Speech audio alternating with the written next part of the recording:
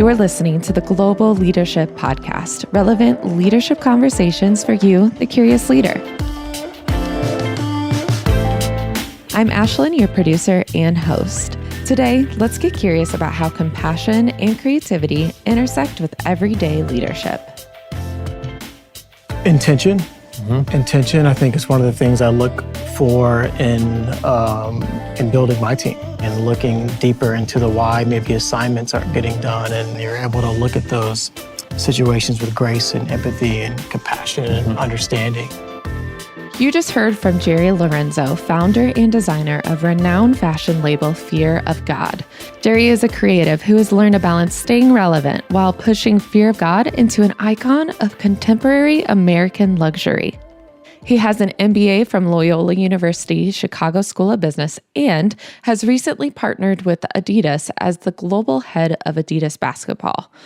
We have a ton to learn from him, not just because of his accomplishments, but because of the type of person he is.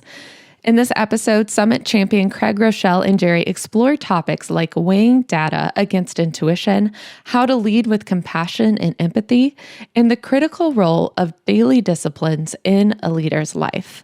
You'll also hear from a few other voices like author and creative leader Todd Henry and Chief Marketing Officer at Netflix, Bozoma St. John. Before we dive in, I want to be sure you know that Jerry Lorenzo will be joining us at the Global Leadership Summit this year. If you want $60 off your ticket, yes, I just said $60, I have a special offer for you. Go to globalleadership.org/summit and use priority code podcast21. That's podcast21. I'll share more about that at the end, so be sure to stick around. Settle in, get curious. Here is Jerry and Craig. It's a real honor to be in your backyard and in your new studio, which is incredible. And I've appreciated your friendship over the years and just your integrity and what you stand for. And I'd love to dive in and get to know the story about the leader before you became who you are. I've found that almost every great leader has a story behind the story. And you grew up in a family of trendsetters, of rule breakers, barrier busters. And there's also you have some real world-class leaders in your home. I'm guessing at some point you woke up and realized there's some people here who have influence. Even though their job may not have the title of the boss, they were still the people that others looked to. At what point did you recognize that I'm in a home of leaders, and how did that start to influence you? I think it was when my father was coaching in the big leagues. He wasn't managing the team. He was just one of the coaches. He was a third base coach. And ironically, all the guys that I looked up to on the team looked up to my dad. I think it was then when I noticed that there was something special about the way my dad was carrying himself, and that was influencing even beyond what his role or his position was. And so, and my mom even had the same effect across the players' wives. And so, they would look to my parents for, counsel off the field and as long as also on the field, and it was this example that they set, and it was simply in the way that they lived their lives that was super influential. And so as my dad's career, grew in baseball and he became a manager of the White Sox, and, watching him solve problems on the baseball field through principles outside of baseball, through life principles. And he would read Martin Luther King and Gandhi and C.S. Lewis, and would take these, other principles that helped to inform how he was leading his teams.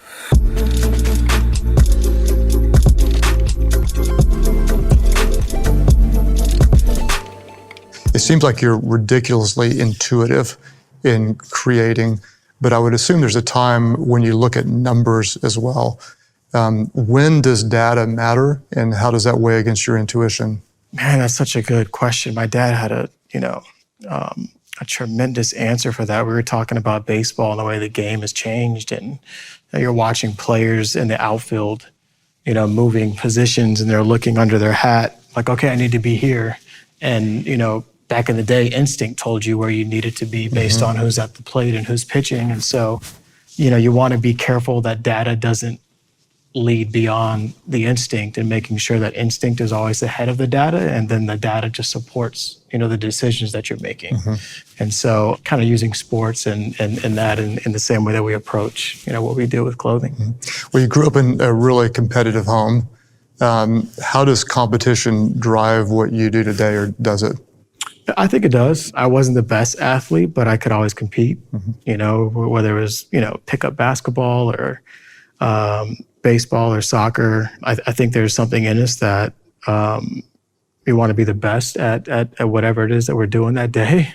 We're all kind of fighting to make sure we execute at the highest level, and I think I've been blessed to have a lot of peers that are executing also at a high level, and by watching their success, it, somehow pushes me.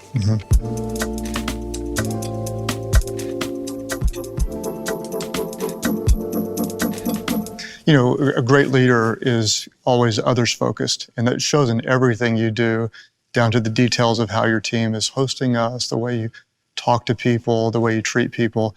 And a lot of leaders over time, it seems like we become more me focused. It's like, how can you serve my vision? But it seems like you're really trying to help people become better.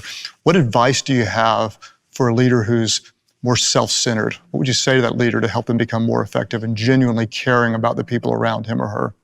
I think you got to have compassion and empathy and understanding for others. And I think for me, being African American, and especially in these kind of crazy times, it's the blessing that comes from being the minority is you understand what it's like to be kind of the least of these. And so I have an inherent understanding and an inherent empathy for others, and so I lead with empathy, I lead with compassion, and I lead with the understanding that people working with me and around me are coming from different backgrounds and have not all been given the same opportunities and have not all been treated the same. And so once you're leading with a heart that leads first with having compassion for others, I think that allows you to lead in a different way that kind of takes yourself out of it. And obviously you have a vision for where you would like to take your team and take, my brand or the world, but that vision is led by how am I serving the world? It's not led by like, what can I get? What can I take? What can I give? I think one of the things that a C.S. Lewis quote is like, nothing really belongs to you until you give it away. And it's just like so layered, and whether that's a style that you're giving to someone or whether that's, a pen or a book that you've, put in someone's hand, it's like, it's never really yours until you let go of it and give it to someone else. Leading with compassion and empathy is so key. It's the way we can truly honor and respect those in our sphere of influence. I was privileged to chat with Chief Marketing Officer at Netflix, Bozoma St. John. She has some great insight about leading with empathy and listening. And I mean truly listening. Here's Bozoma. One of the most important habits a leader should develop is empathy and listening. True listening, active listening. The kind of listening in which you don't speak. Sometimes we forget that in asking questions, we lead people in a way that will get the answers we want. And so I like to just ask an open question and then shut up. Let people talk and then listen to what they're saying, because it may not be exactly what you want to hear, but it's probably what you need to hear. You've probably heard, Jerry, that sometimes the most difficult person to lead is yourself. Yeah. And you are obviously, to me, I know you're incredibly disciplined. And a lot of people look at creative leaders and think they're just all over the place, but that's not you. What would you say would be a key discipline or two that you have in your life that really helps you fulfill your calling in all aspects? I guess if we get down to like some tangible things, I mean, it's super important for me to get up really early in the morning. I've got a full house. I've got, a wife and 3 kids, and I got to beat them up by at least 2 hours or so that I can have quiet time for myself, whether it's physically working out, whether it's, quiet time, reading, praying, meditating, doing those things. What are those foundational things that are the foundation of who I am, and making sure I'm building that. A lot of times if we don't give ourselves whether that's, spiritual time or just self-help time, you're immediately starting the day, answering an email or answering a call without feeding yourself. And so the time that I take to myself is like, okay, how can I get better? And what can I get from above, or what can I get from this workout that's going to allow me to be a better servant to the people that I'm leading? Well, I love the way you have a giving heart in leadership. And I think because of that, you have now explosive influence. And that's both a blessing and it's a challenge, right? I think a lot of people who want the success you would have don't know the cost that it comes with. How do you deal with the downside? How do you deal with the critics, the fear of not living up to what you did in the past? Talk to me about how you stay grounded and deal with all the headwind of success. I think I've been blessed to understand what you said, the cost, and so I know that in order for this company or for this vision to go where it needs to go, that there's a cost that's associated with it. And so I'm always cognizant and aware of, am I paying that cost? And I'm, and never am I at a place where I think this thing is ever going to coast, and I'm aware that as this grows, the cost becomes greater, the dedication becomes greater and the discipline becomes greater, and so living in this understanding that others have paid a cost for you to be here. What is it that you're now doing with the responsibility of what you have? And what cost are you paying to take it to a place beyond where it is right now? And so I think the cost thing is a heavy conversation, and is something that I think all leaders need to be, very cognizant and aware of. I can imagine there's some newer leaders right now. They're going, I want what Jerry has, and I want to have the success I see in this other business or that. And they have no idea the price. I've said occasionally that it's often the things that no one sees that bring about the results that everyone wants. You said there's the discipline, the cost of discipline. Could you just unpack a little bit about what is the private price of pain, work, sweat, tears that you've endured, and that might give someone else the encourage to endure it when their day comes? How can I answer that? I think for me, my struggle has been getting past moods. And for so long, prior to kind of where I'm at today, my moods dictated what I did. And I needed to be at a place where whether I felt like doing it, whether I was excited to do it, or whether I was lethargic, I know that I needed to do it. It's just like working out. It's like never once have I gone to the gym and felt like, dang, I shouldn't have done that, And so those things that that are going to feed you, not letting your mood dictate whether or not you do that, but being disciplined, to do those things. And for me, my personal struggle was getting past, do I just simply feel like doing it or not?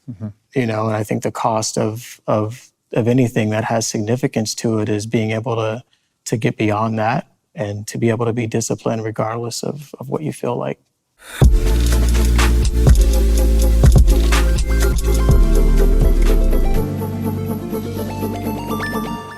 Those convictions that when you create and when you lead and when people think about you outside of the product, what's something that's really core to your heart that you want people to know?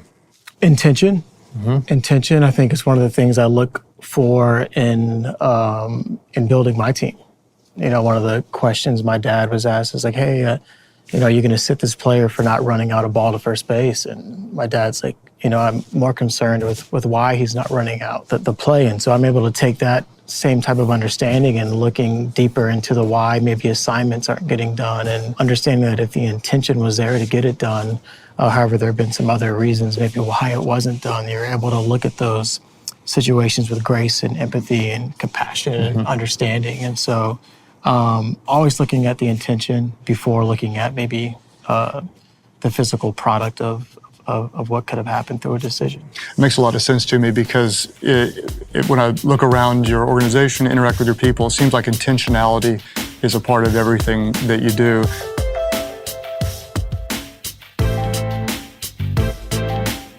Well, leading with grace, empathy, and compassion, what a line and what a challenge for all of us as leaders. When I was talking with our team over here at the Global Leadership Network, both I and my team members immediately thought of Todd Henry when we were listening to this episode. Todd Henry is a leader of creatives. He's an author of 5 books, and he's a leader of Accidental Creative. And I have to let you know, he's launching this new initiative called the Creative Leader Roundtable, which we'll be sure to share some information about that. So you can go check that out in our show notes. And I have the privilege here to have Todd on with us. Todd, thanks for joining us. Thank you so much. It's so great to be with you. It's an honor to have you. So you just heard that clip. You heard what Jerry and Craig were talking about. Intention, the way you lead with grace, empathy, and compassion. And I want to talk more specifically about feedback. You lead creatives, and the reality is we know everyone doesn't deliver, right? It's a tough place to be in. So I'm just curious, what do you do when expectations aren't met? And how do you set yourself up as a leader to respond to the person and not just the performance? Yeah. Well, first of all, I love what Jerry said about grace, empathy, and compassion. I think that absolutely has to be your baseline. You have to start from that position, because if you're starting from a reactive position, it's going to be really difficult to issue any kind of feedback that's going to be effective in transforming behavior. That's what we want to do, right? That's why we give feedback, is we want to transform behavior moving forward. So just a couple of quick sort of practical tips related to that. The first thing is, I think anytime you give feedback, you have to turn the microscope on yourself first. You have to ask, were my expectations clear?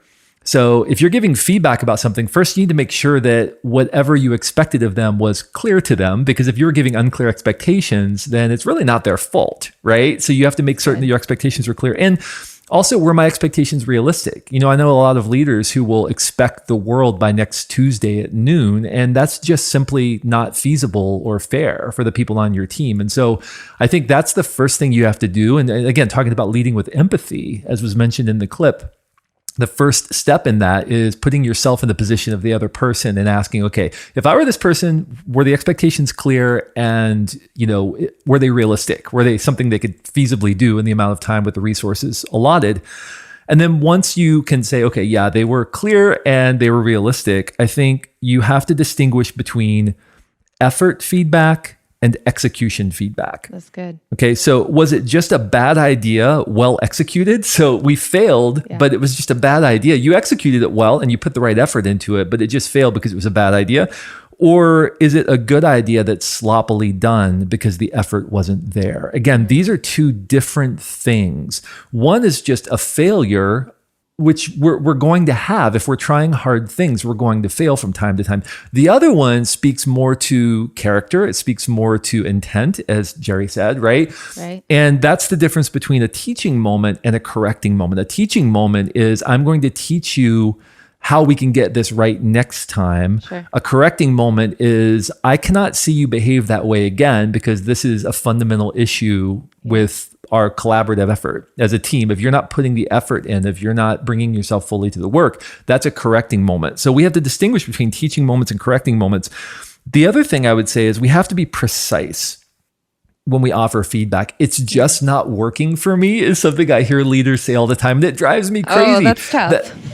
That means nothing. I had a drummer tell me that he once had a producer ask him to play more purple, right? Like, No, what does that even mean? I don't know, right? Wait, you mean that doesn't even speak to all creatives? Just play colors. No.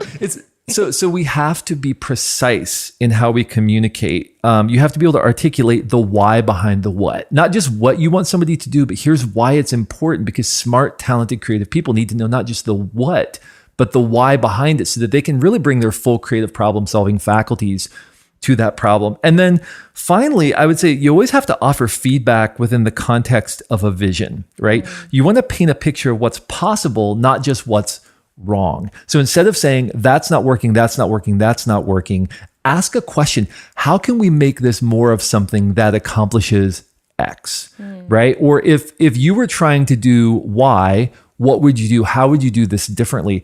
Walk backward through the project and talk about specific decision points along the way, and see if you can get to a point where maybe they diverge from the way you would wish they have gone.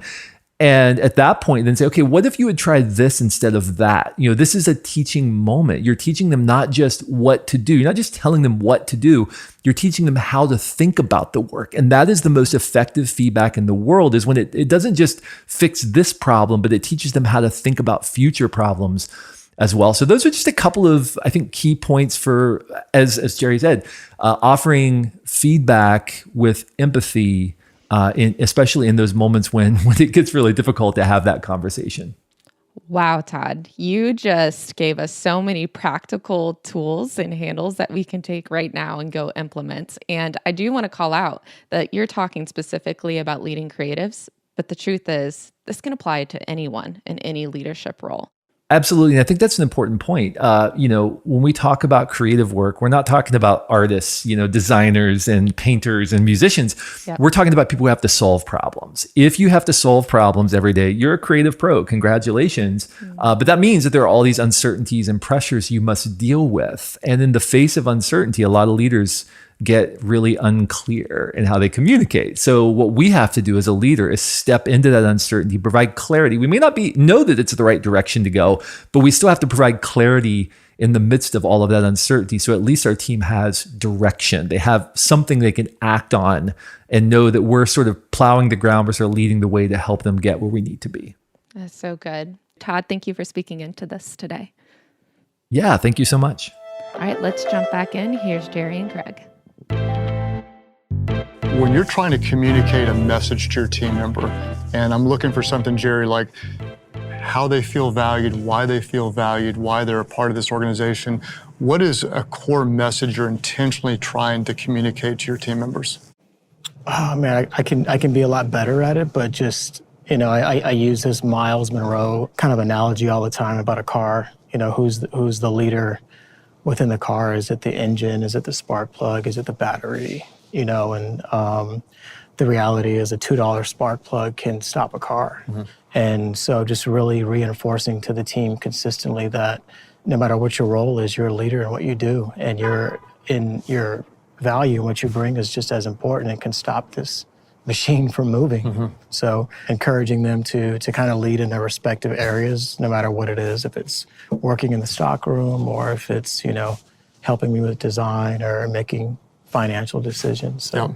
It seems to me that almost every leader that excels in whatever their field is, almost every time there's a story of overcoming something. It could have been they were abused. It could have been that they had a tremendous insecurity. It could have been that they came from an impoverished background, or they didn't have the education they felt like they needed. Was there something in your background that you overcame that helped propel you to be where you are today? I think that I overcame a lot of insecurity. I think that there was a time where I didn't feel like my point of view was valid. What I had to say was needed to be heard. Once I was able to get past this level of insecurity and was confident in what I had to say and propose to the world, and I trusted that, and it started to work, it started to then feed into the confidence that maybe was lacking in the beginning. But I think there's, anyone starting a new business, there's a lot of insecurity, a lot of fear and risk that has to, kind of be accounted for. But, once you're kind of focused on the destiny and what you believe is in your heart, those things kind of start to fall off. Mm-hmm. And I think it's the cost of the work that also helps to give you the confidence and the validation needed to move forward. And so I think it's really just, have you been in the gym shooting? Mm-hmm. Are you shooting the 100 free throws or 1,000 free throws? So at the end of the game you can hit that. For our final question, Jerry, I can imagine there are a lot of leaders out there that feel like, okay, I'm doing something, but I want to add more value. You're creating clothing, but it's not just clothing. There's more of a mission behind it. If someone's making tires, if they're doing data entry, if they're starting a tech company, or if they're running a for-profit doing who knows what, how can they take what they're doing and make it a mission to make the world a better place? I started off in a stockroom working retail. And one of the things, my sister is just a really great spiritual coach, which is a trainer and a spiritual advisor in the same way. And one of the things that she says is the way you do one thing is the way you do all things. The way that, you're inputting data and the spirit behind that and how hard you go at that is the way that you're going to lead a company down the future. And so I think the way you do one thing is the way you do all things. And I think, just handling everything with the highest level of appreciation for the smallest task is what can really, I think, propel anyone, no matter what field you're in. It's great advice. Thank you for doing this interview. And thank you for the way you've added value to my life. It's an honor. Man. Thank you. What a fantastic conversation. Hey, before you go, I want to highlight a story of someone who is exemplifying exactly what Jerry and Craig were talking about, leading with empathy, compassion, and ultimately valuing people well. As a touring musician, Czech Surok started his company Sweetwater in a Volkswagen bus. He wanted to help people make good music. His customers became his friends, and some of those friends actually became his employees. Chuck's company grew to become the nation's largest online retailer of musical instruments and pro audio gear. He's a well-respected member of the community, not only because of the business he's built, but because of the unwavering way he treats his employees and his customers. Take a listen to Chuck's wisdom about leading. Here's what he says. In my position, I am fortunate to be able to encourage others, to influence them in positive ways, and to build them up. Treating your friends and family well happens to also be good for business. Why would I not want to have a good culture? What motivates me is treating people the way I want to be treated. I wanted to share this story with you because it's another example of someone leading out of their values. I hope this inspires you. We can all continue growing and leading with compassion, empathy, and putting others before ourselves. Thanks for leading well, Chuck. If you want to check out the rest of his story, I'll link to it in the show notes. I've loved taking this journey with you today, getting curious about leading people well. If you enjoyed today's episode, you are going to love the Global Leadership Summit coming up in North America on August 5th and 6th. The Global Leadership Summit is designed for change-driven people just like you.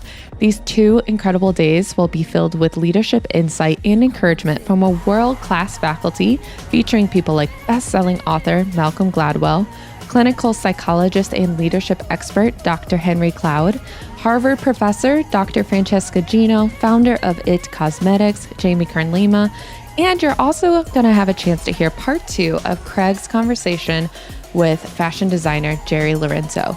But guess what? There's so many more. You don't want to miss it. In addition to this world-class faculty, we are designing and crafting moments to leave you inspired and equipped to lead right where you are. Go to globalleadership.org/summit to secure your tickets today. And again, remember, that's podcast21 to get that $60 off.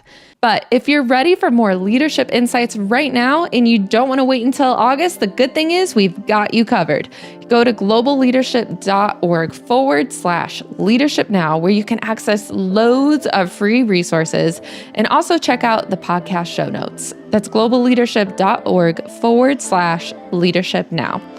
Well, thank you so much for being here today. I've loved getting curious about leading people well in creativity and empathy. Be sure to share, rate, and subscribe. And until next time, stay curious, my friends.